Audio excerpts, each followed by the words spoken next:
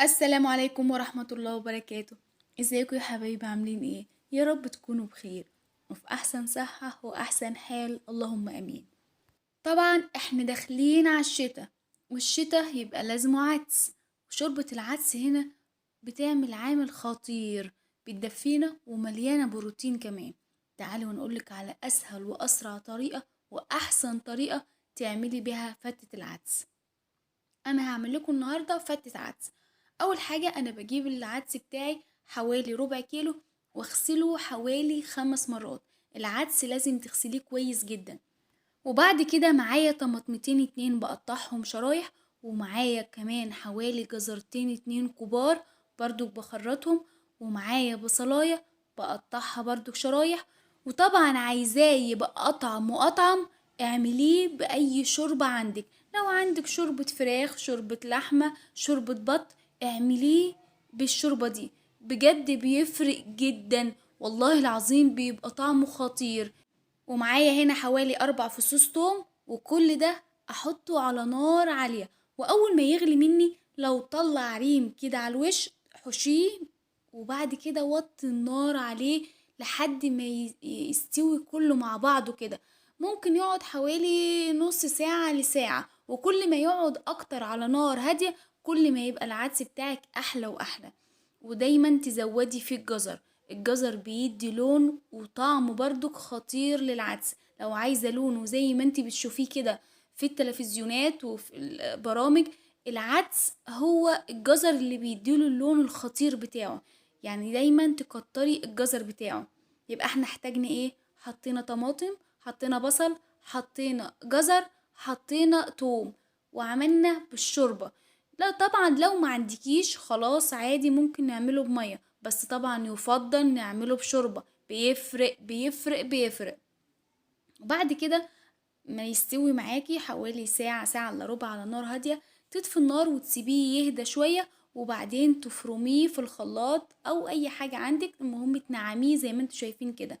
شايفين اللون بتاعه بقى؟ لونه كده خطير. يلا حبايب نصلي على النبي. اللهم صل وسلم وزد وبارك على نبينا محمد، عدد خلقي ورضا نفسي وزنة عرشي ومداد كلماتي. وبعد ما فرمت العدس هجيب حوالي معلقة سمنة كبيرة وبصلاية أقطعها ناعمة، وهنزل على الحل على طول بالبصلاية بتاعتي، وهبدأ أشوح البصلاية لغاية ما اللون بتاعها يبقى سفيري كده، مش اكتر من كده. يلا يا حبايب شجعوني واشتركوا في قناتي عشان تكبر بيكوا كمان وكمان، وفعلي الجرس عشان يوصلك كل حاجة جديدة انا بنزلها. وفضلا وليس امرا تعملي لي لايك للفيديو. طبعا انا هعمل فتة، بس لو انتي ناوية تعملي عدس يعني يتاكل كده برز او يتاكل بعيش، الطريقة دي برضو بتنفعه. يعني اي طريقة عايزة تاكلي بيها العدس الطريقة دي تنفع لكل الطرق. اذا كنت هتعمليه فتة، او كنت هتعمليه شوربة، او هتغمسيبه كده برز او بعيش، يعني الطريقة دي مناسبة لأي حاجة. البصلاية بتاعتي بدأت تاخد لون صفيري زي ما انتوا شايفين كده. هبدأ بقى اسمي الله وهنزل بالعدس بتاعي. العدس بتاعي والله لونه خطير من الجزر، بس هو مش باين قوي. انا استحالة اعمل عدس وانا ما عنديش جزر، عشان كده دايما بخزن الجزر في الفريزر. لو لسه العدس مثلا عايزه اعمل عدس ولسه الجزر مش موجود، لان بيبقى فيه موسم كده للجزر، فبيبقى عندي دايما في الفريزر. وانتي تعملي كده برضو.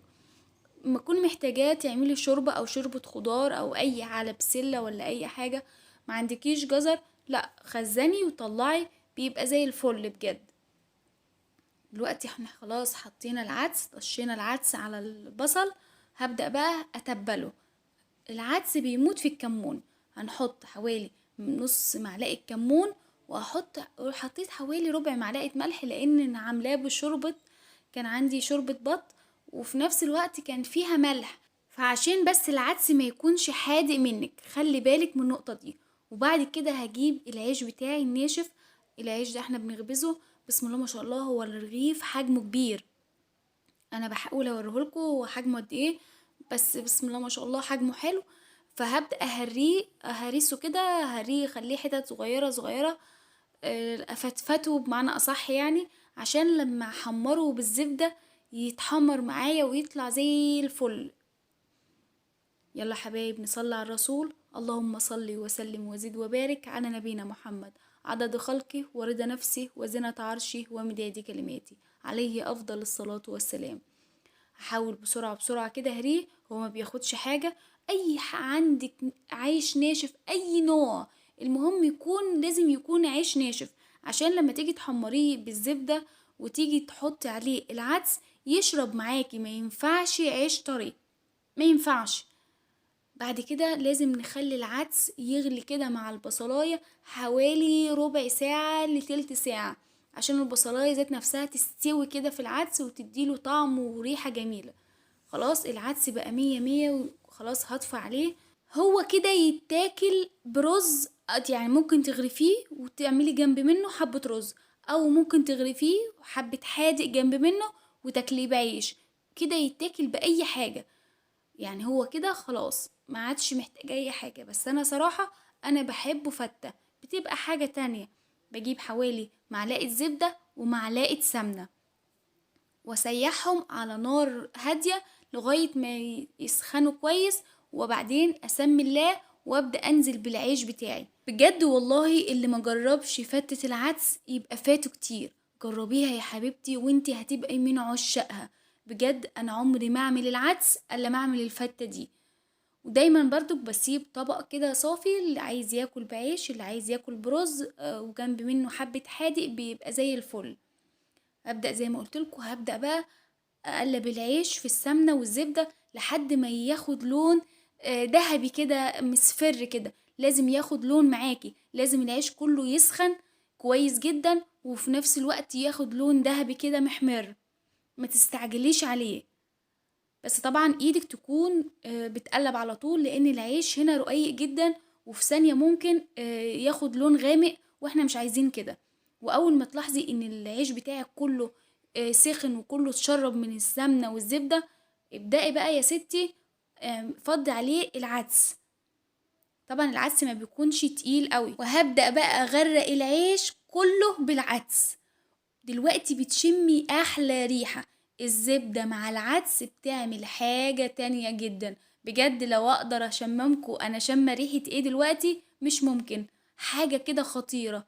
يا ترى مين اللي عمره ما جرب فتة العدس؟ في ناس لسه ما جربتش فتة العدس، والله بجد يبقى خسرت كتير.